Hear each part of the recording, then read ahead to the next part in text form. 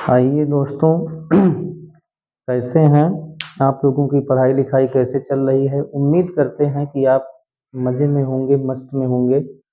आप लोग जो है पढ़ाई करते होंगे।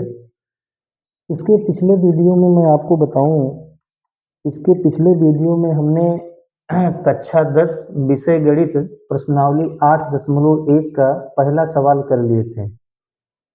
इसी क्रम में आज इस वीडियो में हम लोग सवाल नंबर 2, प्रश्न संख्या 2, प्रश्नावली 8.1 कक्षा 10 विषय गणित का जो सवाल नंबर 2 है यहाँ से स्टार्ट कर रहे हैं।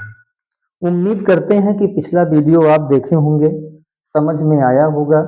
कोशिश यही करते हैं कि वीडियो लंबा भी ज़्यादा ना हो और जो भी सवाल बताएं आप तक बढ़िया से पहुँचे और आप समझ सकें। इसी में यही मेरा उद्देश्य है, यही मेरा लक्ष्य है कि जो भी वीडियो हम दें, जो भी सवाल दें, आपके समझ में बढ़िया से बढ़िया है। अगर कोई दिक्कत आ रहा है तो आप कमेंट करके हमें बता सकते हैं। आइए चलते हैं अगले सवाल पे। देखें कौन सा सवाल है। कह रहा है आकृति 8.13। ये आकृति जो बना है, फिगर, आकृति मीन्स फिगर, डायग्राम। आकृति 8.13 में अब में के बाद यहाँ कामा लगा है, में comma tan p minus cot R, tan p minus cot R का मान ज्ञात कीजिए। इसी का मान ज्ञात करना है। tan p minus cot R का मान ज्ञात करना है। कैसे ज्ञात करेंगे? पिछले वीडियो में हमने खूब चर्चा किया था कि त्रिकोणमिति के चैप्टर में केवल और केवल हमें समकोण त्रिभुज के ही बारे में पढ़ना है। जब भी हम सवाल लगाएंगे समकोण त्रिभुज को दिमाग में रखेंगे। समकोण त्रिभुज में हमेशा 3 चीजों को याद रखना। पिछले वाले वीडियो में हमने बताया था समकोण त्रिभुज में 3 चीज होता है, लंब, कर्ण और आधार। कर्ण हमेशा फिक्स होता है, कर्ण हमेशा फिक्स होता है। कर्ण को पहचानने का कल हमने तरीका आपको बताया था कि 90 डिग्री के सामने का जो साइड होता है उसे हम कर्ण कहते हैं, हाइपोटेनियस कहते हैं।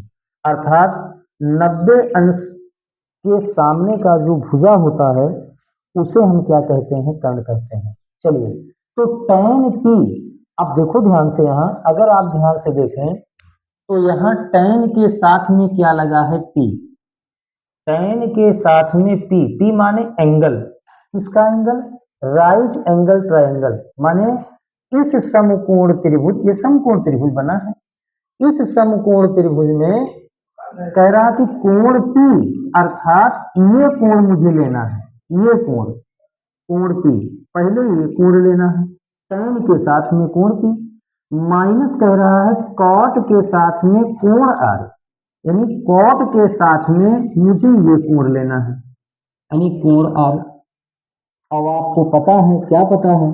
ये कोण जब 90 अंश है, मैं यहाँ 90 अंश लिख दे रहा हूं, ये कोण जब 90 अंश है तो आपको कल वाले वीडियो में हमने बताया था कि 90 के सामने वाला जो भुजा होता है उसे हम कर्ण कहते हैं, कर्ण।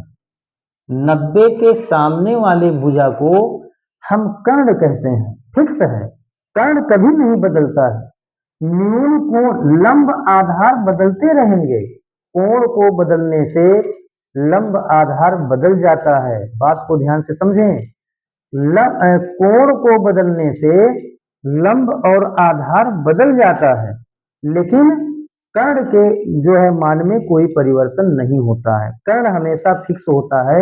90 के सामने वाली भुजा को कर्ण कहते हैं। ये फिक्स है कि ये कर्ण है। अच्छा, अब देखो, अगर मान लो हम कोण R लेते हैं, कल अभी बताए हैं, आज भी बता रहे हैं। अगर मैं कोण R लेता हूं तो कोण R के सामने वाला भुजा लंब A हो जाएगा। कोण R के सामने वाला जो भुजा है, कोण R के सामने वाला जो ये भुजा PQ है, ये लंब हो जाएगा। तो जब ये लंब हो जाएगा तब ये आधार हो जाएगा, QR भुजा। लेकिन अगर मैं कहूं नहीं, कोण P ले लो, कोण P लिया जाए, एंगल P ले लो, तो जब एंगल P लोगे तो एंगल पी के सामने वाला जो भुजा होगा अर्थात क्यू आर, तो ये जो क्यू आर भुजा होगा तब ये लंब हो जाएगा। जो कोण लेते हैं उसके सामने वाले भुजा को लंब कहते हैं। तो लंब क्यू आर हुई जाएगी, कर्ण पी आर हो गया, तो आधार क्या हो जाएगा, पी क्यू हो जाएगा।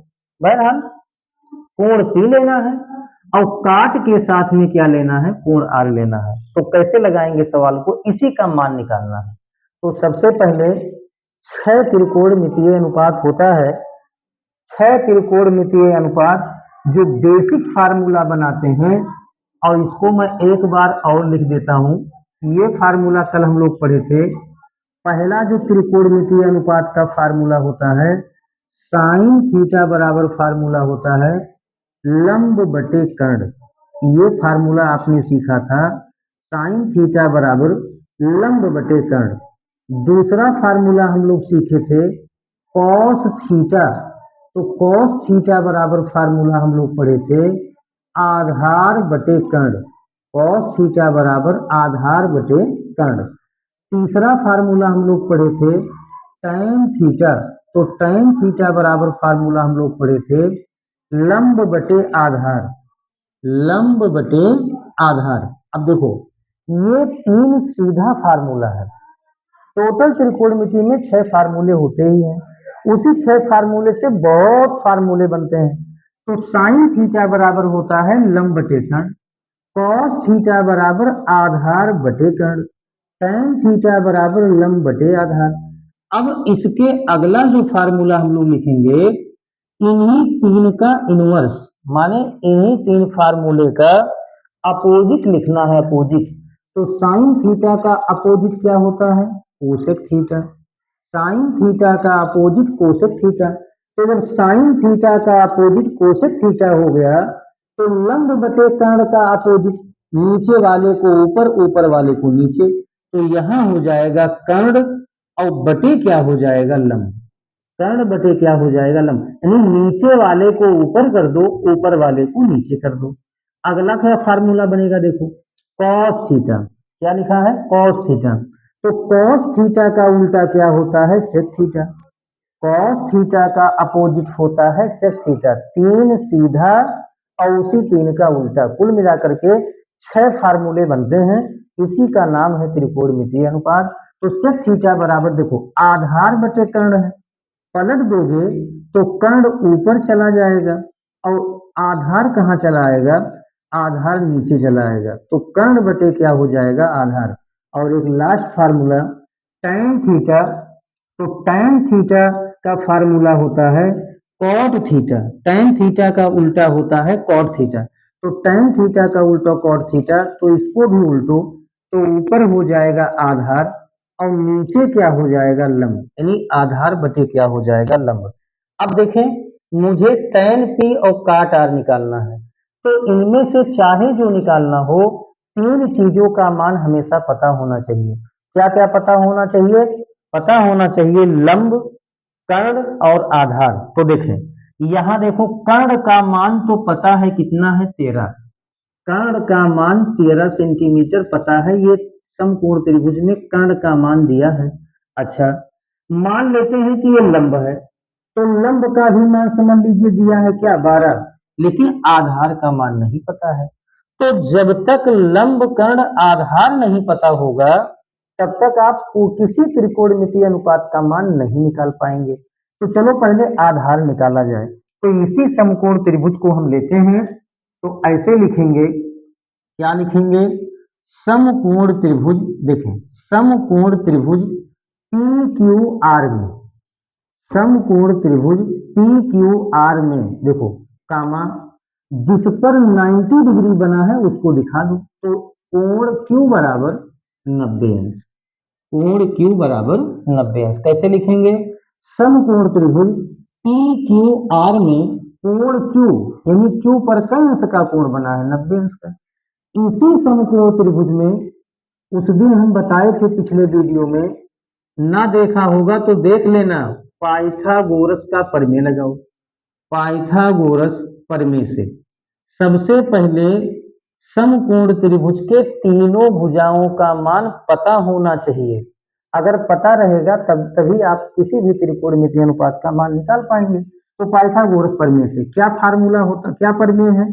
तो पाइथागोरस का प्रमेय है कर्ण का स्क्वायर बराबर, ये फार्मूला याद कर लेना, लंब का स्क्वायर और प्लस क्या होता है आधार का स्क्वायर, प्लस क्या होता है आधार का स्क्वायर। ये प्रमेय है पाइथागोरस का, कर्ण का स्क्वायर बराबर लंब का स्क्वायर प्लस आधार का स्क्वायर। चलो मान रखा जाए कर्ण, देखिए कर्ण, तो कर्ण के नाम का है पी से आर यानी पी आर, ये कर्ण है पी से आर या आर से पी, तो कर्ण के जगह पे हो गया पी आर, तो पी आर का क्या हो गया स्क्वायर बराबर या लगा देना यहाँ लंब का स्क्वायर। मान लो हम ये कोण ले रहे हैं तो इसके लिए लंब यही हो जाएगा, तो लंब का नाम है पी क्यू, लंब का नाम है पी क्यू, देखो ये लंब इसको मान रहे हैं तो लंब हो जाएगा पी क्यू, तो पी क्यू का स्क्वायर प्लस आधार का स्क्वायर, आधार क्या है क्यू आर, आधार नीचे वाले को कहते हैं तो आधार क्यू आर, तो क्यू आर का स्क्वायर। चलो सबका मान रखो यार पी आर, तो बताओ पी आर का मान कितना है फिगर देख करके 13, चित्र को देख करके हम लगा रहे हैं चित्र को, पी आर का मान है 13, तो 13 का स्क्वायर बराबर पी क्यू, तो पी क्यू का मान कितना है 12, तो 12 का स्क्वायर, 12 का square plus Q R, Q R का मान नहीं पता है तो क्यू आर को ऐसे क्यू आर लिख दो, इसी का मान नहीं पता है, इसी का मान हमें निकालना है तो क्यू आर को क्यू आर ही लिख दो। चलो आगे देखो क्या बनेगा बाबू, या 13 का स्क्वायर, तो 13 का स्क्वायर माने 13 के गुणा 2 बार, तो 13 गुणे 13, 13 का स्क्वायर माने 13 के गुणा 2 बार, तो 13 गुणे 13, 12 का स्क्वायर माने 12 के गुणा 2 बार, तो 12 गुणे 12, 12 का स्क्वायर माने 12 का गुणा 2 बार, तो 12 गुणे 12, और प्लस क्यू आर का स्क्वायर, क्यू आर नहीं पता है तो क्यू आर का स्क्वायर उतार दो, 13 का स्क्वायर 13 गुणे 13 बराबर 12 का स्क्वायर 12 गुणे 12 प्लस क्यू आर का स्क्वायर। आगे देखो क्या बनेगा, 13 में 13 का गुणा करेंगे तो 169, 13 गुणे 13, 13 में 13 गुणा करेंगे 169, 12 में 12 का गुणा करेंगे 144, और प्लस यहाँ क्या हो जाएगा क्यू आर का स्क्वायर, प्लस यहाँ क्या हो जाएगा क्यू आर का स्क्वायर, 144 राइट हैंड में है, इसको 169 के पास लाओ, तो 169 लिखा है लिख दो, यहाँ प्लस 144 है, इधर लाएंगे, इधर राइट से लेफ्ट में लाएंगे तो साइन चेंज हो जाएगा, तो माइनस 144 और बराबर लगा है बराबर, यहाँ क्या लिखा है क्यू आर का स्क्वायर, 144 को इधर लाओ तो माइनस 144 बराबर क्यू आर का स्क्वायर, या घटाओ 144 में से 69 घटाएंगे तो ये 25 आएगा, 169 में से 144 घटाएंगे, 169 में से 144 घटाएंगे 25 आएगा, और यहाँ क्या बना क्यू आर का स्क्वायर, तो 25 बराबर क्यू आर का स्क्वायर, चाहे 25 बराबर क्यू आर का स्क्वायर कहो और चाहे क्यू आर के स्क्वायर बराबर 25 कहो, दोनों एक ही चीज है, इतना बराबर इतना चाहे कहो चाहे इतना बराबर इतना कहो, तो क्यू आर के स्क्वायर बराबर कितना हो गया 25, तो बताओ क्यू आर बराबर कितना हो जाएगा। अब जरा ध्यान से देखो, ये स्क्वायर 25 पर जाएगा, देखो ये स्क्वायर 25 पर जाएगा, तो जब ये स्क्वायर 25 पर जाएगा तो ये करड़ी में बन जाएगा 25, यानी रूट में 25, क्यू आर स्क्वायर बराबर 25, तो क्यू आर बराबर करड़ी में 25। कैसे, जैसे आप पढ़ते हैं द्विघात समीकरण कि एक्स स्क्वायर बराबर 4, तो एक्स स्क्वायर बराबर 4, तब एक्स बराबर कितना, तो इस स्क्वायर को 4 पे ले जाते हो तो एक करड़ी में क्या बन जाता है 4, यानी एक्स स्क्वायर बराबर 4, तो एक्स बराबर करड़ी 4, तो क्यू आर स्क्वायर बराबर 25, तो क्यू आर बराबर करड़ी 25। अब चलो 25 का गुणनखंड करो, 25 को हम कह सकते हैं 5 गुणे 5, 25 को हम कह सकते हैं 5 गुणे 5। अब जो चीज करड़ी में 2 बार लिखा होता है उसको बाहर 1 बार लिखते हैं, तो 5 बाहर आ जाएगा और ये हो जाएगा सेंटीमीटर। तो इस तरह से हम देखें कि जो आधार भुजा नहीं पता था, आधार का मान कितना आ गया 5 सेंटीमीटर, ये आधार है तो आधार के मान 5 सेंटीमीटर। अब देखो अभी तक जो भी हमने काम किया केवल तीसरे भुजा को निकालने का काम किया। अब अभी मान किसका निकालना है, tan p minus cot R. तो चलो निकाला जाए। तो tan p, देखें tan p और माइनस यहाँ क्या दिया है कॉट आर। तो tan p minus cot R, तो tan p का मान निकालो। कैसे निकालेंगे, tan थीटा का फार्मूला लगाओ। tan थीटा का तो या तो पहले अलग अलग निकाल लो, अलग अलग निकाल लो। देखो tan p का मान निकालो तो tan p बराबर, पहले फार्मूला लगाओ। tan के साथ में p है।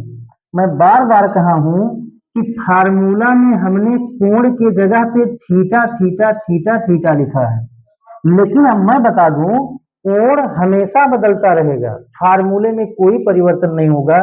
तो tan p बराबर का हुई फार्मूला जवन tan थीटा का फार्मूला होता है। तो tan थीटा बराबर क्या है, लंब बटे आधार। तो tan p बराबर भी क्या हो जाएगा, लंब बटे आधार। tan p बराबर क्या हो जाएगा, लंब बटे आधार। tan p ऐसे लिखा है, लिख दो। अब चलो देखो बटा लगा है, लगाओ ध्यान से देखना। tan के साथ में कौन सा एंगल है, p। tan के साथ में p। तो देखो अब मुझे बताना है कि p के लिए लंब कौन होगा। देखें ध्यान से, कोण P, इस त्रिभुज को देखो, समकोण त्रिभुज को, और इस समकोण त्रिभुज में देखो कि कोण P के लिए लंब कौन होगा। तो मैं बार बार आपको बताया हूं कि जो कोण लेते हैं उसके सामने वाली भुजा को हम क्या कहते हैं, लंब। तो नीचे वाला जो QR भुजा है ये कोण P के लिए क्या हो जाएगा, लंब हो जाएगा, लंब। तो लंब के जगह पे लंब का नाम आ गया QR। यानी कोण P के लिए लंब कौन होगा, जो कोण लेते हैं उसके सामने वाली भुजा को लंब कहते हैं। तो लंब कौन है, QR। तो QR लंब हो गया। अच्छा जब ये लंब हो गया, 90 के सामने कर्ण फिक्स है, तो ये लंब पता हो गया, ये कर्ण फिक्स है, तो ये वाला भुजा क्या बनेगा, आधार। तो आधार का नाम क्या हो जाएगा, PQ। आधार का नाम क्या हो जाएगा, PQ। अब मान रख दो। तो tan P बराबर QR। तो QR का मान कितना निकला है, 5, और बटे PQ। PQ का मान कितना है, 12। तो 5 बटे 12 ये tan P का मान निकला। मुझे tan P minus cot R निकालना है। पहले हमने tan P निकाल दिया। tan P बराबर 5 बटे 12। अब चलो निकालो क्या, अब निकाल लो काट आर का मान। तो काट आर माने काट थीटा का फार्मूला लगाओ। तो कॉट थीटा बराबर फार्मूला होता है आधार और बटे क्या होता है, लंब। कॉट थीटा बराबर आधार बटे लंब। काट आर ऐसे लिखा है, लिख दो, बराबर बटा लगाओ। अब जरा ध्यान से देखो, काट के साथ में देखो, काट के साथ में कौन सा कोण है, आर। तो इस आर के लिए आधार कौन बनेगा, इस आर के लिए लंब कौन बनेगा। तो देखो आधार आर के लिए लंब कौन बनेगा, फिगर देखें ध्यान से, और जो है आधार कौन बनेगा। देखो मैं बार बार आपसे बताया कि अब काट के साथ में आर कोण है, माने ये कोण लिया गया है, आर यही है। तो मैं बोला हूं कि जो कोण लेते हैं उसके सामने वाली भुजा को हम क्या कहते हैं, लंब। तो ये भुजा हो जाएगा लंब। देखो आर के सामने वाला जो कोण भुजा है, कोण आर के सामने वाला भुजा ये लंब हो जाएगा। और जब ये लंब हो गया और ये कंड तो फिक्स है, तो बताओ ये नीचे वाला क्या हो जाएगा, आधार। नीचे वाला क्या हो जाएगा, आधार। तो अब मान रखो आधार, तो आधार क्या बना, QR। आधार बना, देखें आधार बना QR, आधार बना QR, और लंब कौन बना, PQ। लंब कौन बना, लंब बन गया PQ। कोण R, tan R, काट R है ना, तो आधार बटे लंब होता है। तो आधार कौन बना, QR। लंब कौन बना, PQ। अब मान रखो, तो काट R बराबर, देखिए काट R बराबर QR। तो QR का मान कितना है, 5। QR का मान कितना है, 5 बटे PQ। PQ का मान कितना है, 12। PQ का मान कितना है, 12। तो काट R का मान निकल गया 5 बटे 12। लेकिन मुझे tan P और काट R का ही मान नहीं निकालना है, tan P minus cot R का मान निकालना है। तो अब फाइनल देखें क्या हो जाएगा, tan p minus cot r बराबर, दोनों के मान रखो तो tan p का मान 5/12 और माइनस कॉट r का मान क्या है 5/12। तो 5/12 में से 5/12 घटेगा तो 0 हो जाएगा। तो इस तरह से प्रश्न संख्या 2 का जो आंसर आएगा वो कितना आ जाएगा, 0 आएगा। tan p minus cot r बराबर 5/12 माइनस 5/12, तो 5/12 में से 5/12 घटेगा 0। उम्मीद करते हैं कि ये सवाल नंबर 2 भी आपके समझ में आ गया होगा। मिलते हैं अगले वीडियो में, तब तक के लिए बहुत बहुत धन्यवाद।